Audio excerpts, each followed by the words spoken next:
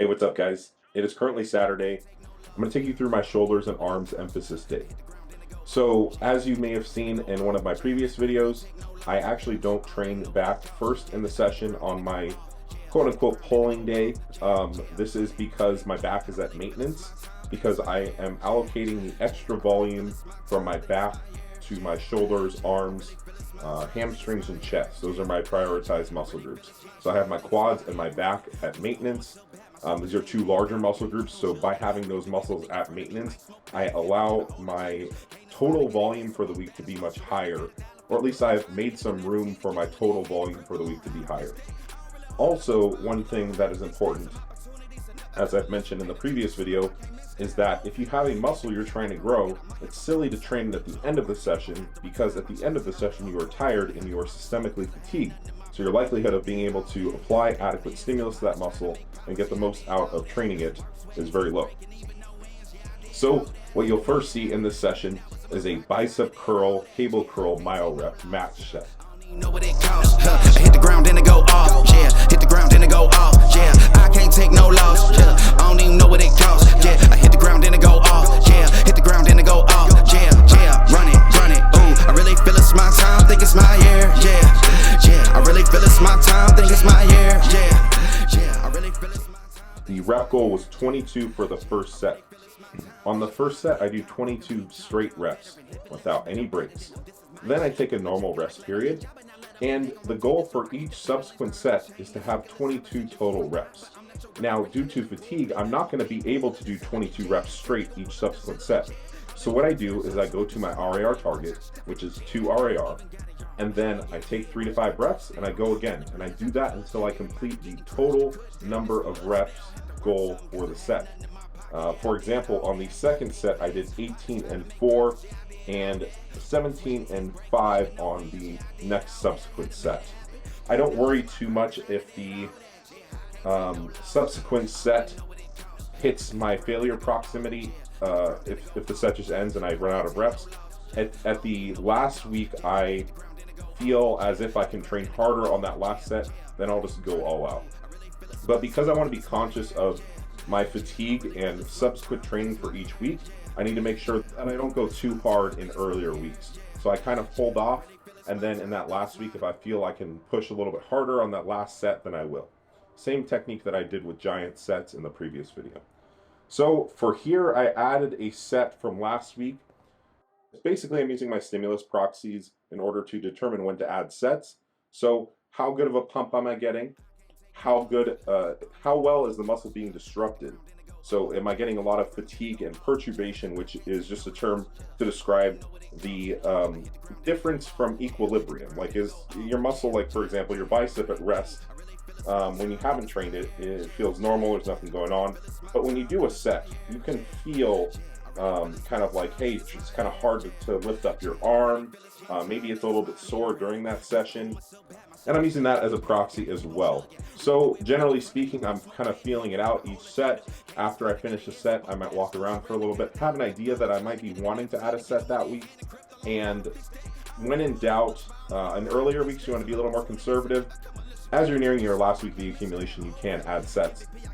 So today I determined that I would probably get a better pump and better disruption if I added a set. So I did. Trying to make profits, yeah, I did all that. Work, sweat, and tears breaking, even no wins, yeah, I did all that. Had to make it happen, putting hours in my practice, I did all that. Yeah, I can't take no loss, yeah, I don't even know what it costs. I hit the ground and it go off, yeah, hit the ground and it go off, yeah, I can't take no loss, yeah, I don't even know what it costs. Yeah, I hit the ground and it go off, yeah, hit the ground and it go off, yeah, run it. Ooh, I really feel it's my time, think it's my year, yeah, I really feel it's my time, think it's my year, yeah, I really feel it's my time, think it's my year, yeah, I really feel it's my time, think it's my big dog, walking big talk, young veteran, living legend, bet I'm better than them. This is my ship, I'm a jacket like Letterman, y'all but not let them in, they gon' rotate this, so I keep the pedaling, started a chain, the cycle is heaven sent, this is from God, but I'm not your reverend, not in the pulpit, I'm a pit bull in this element, yeah. The next exercise I did was an assisted dip superset with a bodyweight skull crusher that is modified for this machine. So first and foremost, I have my legs kind of scooted forward on the pad. My torso is a little bit more upright. this is done so that I can bias my triceps a little bit more in this movement. It's going to be very dependent on you as an individual and your structure, but you can play around with your body placement and try your best to see where you get a better stimulus in the muscle on any lift, right? So if someone says, hey, I'm doing dips for triceps, but they only feel it in their chest, you can try first modifying the technique before you eliminate that exercise as a chest exercise, or sorry, as a tricep exercise. So what I've done is made some technique modifications to where I feel my triceps are the limiting factor in this movement. When I'm doing it, I basically only feel stretch in my triceps, maybe a little bit in my chest at the bottom. It's not probable to be able to completely eliminate all supporting musculature, but for the most part, I feel it mostly in my triceps. After I do a set of the dips, which I'm coming down with a deep stretch, pausing, and then coming up, I find if I take the tempo any faster, it actually hurts my elbows a little bit. I'm also kind of trying to tuck my elbows into my sides a little bit. Immediately after I finish the set there, I do this modified skull crusher that I have been loving. It's kind of like a push-up skull crusher hybrid or like a bodyweight jam. Either way, I'm dropping my elbows towards my body. I actually kind of have my butt pointed up and my head pointed down, and almost as if this was a behind the neck movement. It's got a lot of dynamics going on, but really I'm trying to tuck my elbows into my sides. I have my thumbs hanging off the foot pads there, and I'm really tucking my elbows and trying to do somewhat of a modified skull crusher movement. These are brutal. The superset is brutal, and it pumps my tricep. I did not actually add sets. I added sets earlier in the week, and I felt this was an adequate amount of stimulus. Generally speaking, supersets, because they have more time applying tension, they generally count as a little bit more volume, and they may be able to create more stimulus in a shorter amount of time. If you think about it, you do a straight set of, like, say I did just dips. The time that I applied stimulus would be much lower as opposed to doing a back-to-back exercise, like with double the amount of time at least. More time applying tension, potentially more stimulus, potentially more pump and more disruption. Obviously, you still want to go off of your stimulus proxies. Next exercise is a cable lateral myo rep. Earlier in the week, I did a giant set. Now I'm doing a myo rep. I try not to have too much variation, because what happens is if you have all of your best exercises in one program, when those exercises get stale, you really don't have any other exercises to select, and you may end up selecting an exercise that's not so great. So what you can do to kind of proactively mitigate this problem is to repeat some exercises throughout the week. Now, when you do repeat exercises, you want to use different training modalities and train in different rep ranges. For example, the giant set training that I was doing earlier on this lift earlier in the week was in the 10 to 20 rep range technically, because my first set ended around like 15 reps. And now this training is in the 20 to 30 rep range, because I did this first set at around 23 reps or so. So what I'm doing is this cable lateral. I have it set up to where my arms are coming out to the sides and that the cables are not too far forward. The cool thing about this free motion machine is you can kind of set it up whatever way you like, because the arms actually rotate as well as go up and down. Gotta keep on chugging, ran through everything in front of me, might smoke bed in heaven, got a whole agenda, can't aspire to get ahead, so bump that, it's no surrender, got a dollar flipped up, I'm trying to get it in FT to get them when they're hand and crypto, learn how to fix that, I don't really hold out of books, but I'ma learn how to fix that, some opportunities and never come unless you paying attention, so no, I can't miss that, moving, MVP, I got the record, I might have to pro something, big jumper worthy. But the most important thing here is that I'm actually getting a stretch in my lateral deltoids, because the lateral delt and the delt in general is set up in a way that it doesn't get a lot of stretch under load, and we have a fairly good idea that stretch under load causes muscle growth because it provides a little bit of stretch under load. So what I'm really trying to do is actually lean forward, let the cable stretch out my lateral delt, then I'm coming back, coming up and maybe even squeezing for a second, getting a peak contraction, and then lowering slowly. Here again, I did myo rep match with 23 reps being my first set, and I matched reps from the previous week. This exercise and the two exercises I have in rotation on my lateral delts right now just really disrupt my lateral delts a ton with very low sets. So much so that when I get off of the machine and I go on to the next exercise, I still have my delts burning for like 5 to 10 minutes after. And it's crazy to me because unfortunately I didn't really understand these stimulus proxies as well in previous training cycles. And now I found these great exercises. I just have no doubt that my delts are going to really, really grow because this amount of stimulus that I'm getting is just phenomenal. I was doing tons of upright rowing variations, due to, you know, a number of factors. My last coach programmed a lot. They just cause more raw stimulus without the consideration for fatigue. But I just feel so much more disruption when doing lateral variations. But I didn't really know that, and that's not to anybody's fault. It's something that I learned with time and doing my own programming. But now I just have a feeling that doing these variations, like I have unlocked the secret, so to speak, for my particular physique and for my particular lifts that I respond well to, at least for the time being. And it's crazy the difference in stimulus and how great my shoulders feel and how much it feels like they are growing. So then we're done with the shoulders and arms portion of the workout. You may be asking, why was that so few exercises? Well, first and foremost, I hit the amount of stimulus I needed for this session. And secondly, I have a higher frequency on my shoulders and arms. Triceps, not so much because they take a lot of stretch under load and a lot of damage. So I train those twice a week, and then I have a session with a little bit more volume. And then with shoulders and biceps, I'm training them 4 to 5 times a week. And I'm hitting that amount of stimulus per session with each session. Just because they don't get sore and they take a lot of volume without getting a lot of damage, especially because they're muscles that don't take a lot of stretch under load. So I'm done with those for today. I have another bicep and shoulder session on Monday, so I need to rest up for that. Then we have a rowing variation, a new machine, the Matrix Row that Lance just bought from Muscle Factory. This machine is great because it biases the stretch position, and it has a chest pad that comes forward, which also allows me to get a great stretch, and then I can lean back and squeeze all of my back musculature as well, get a great peak contraction. It's an overall great machine. I actually did mile rep match here as well. Yeah, I did all that, had to make it happen. Putting hours in my practice, I did all that. Yeah, I can't take no loss. Yeah, I don't even know what it costs. I hit the ground, then it go off. Yeah, hit the ground, then it go off. Yeah, I can't take no loss. Yeah, I don't even know what it costs. Yeah, I hit the ground, then it go off. Yeah, hit the ground, then it go off. Yeah, run it.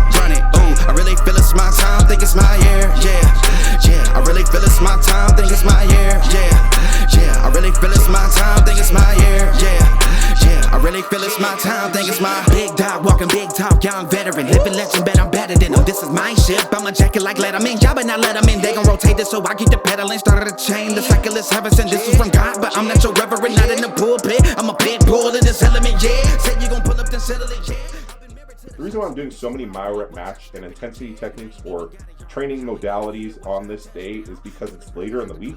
Usually earlier in the week, I bias more of my heavy loading work, and towards the end of the week, I bias more lighter work, training with more training modalities and training slower twitch muscle fibers. So by the time Monday rolls around and I start biasing that work again, the faster twitch muscle fibers are recovered and ready to go. And also because I'm still carrying fatigue for my whole contest prep. Instead of having a ton of heavy loading training, I'm training with more of these training modalities, which often puts you in higher rep ranges, which is a lot safer, especially when your joints and connective tissues have been taking a beating for, in my case, like 4 to 6 months at least. So I finished out that set of rows. I only do 3 mile reps match sets there, and then I have another 4 or 5 sets of back in my Wednesday session, which you may have saw in my last workout video. This is enough to maintain my back musculature and actually probably grow it a little bit. The reason for that being is probably due to enhancements. Just being on enhancements in general, I've noticed that my quads at maintenance and my back at maintenance, they still grow a little bit. That also may be due to the fact that my genetic propensity for those muscles to grow with a low amount of stimulus is really, really high, as I just don't need a lot of volume for those muscles to respond to training. And a lot of people have these strengths and weaknesses, certain muscles that respond better to lower amounts of volume, and then others that don't, such as my shoulders and arms, which generally need like 20 to 25 sets a week to be able to grow. So that pretty much wraps it up for today's training session. I had to get on a call. I had some forearm work that I will finish out later in the week. This is pretty much a thorough breakdown of why I'm doing what I am doing and the intensity techniques and the approach that I have to training at the moment. I'm currently about 3 weeks post-show. I'm gonna run this mesocycle for another 1 to 2 weeks. And then I'm going to take an active rest phase where I basically just do no training for 2 weeks. I've taken an intuitive eating approach post-show due to the psychological strain that the contest prep put on me and certain things that I've identified about my psychology, I chose to take a more intuitive eating approach post-show, where I have no restrictions on food, but it's not a free-for-all. I am essentially eating as much whole food as I can, and then if I want some snacks after that, I will eat them. I am assuming that I will still overshoot my body fat, which I think I have already. So what I'm going to do is an active rest phase, and then I'm going to do a mini cut, which will also serve to resensitize me to volume, but get my body fat levels down to something that's a little bit more sustainable, and that will build me some runway to mass for a long period of time.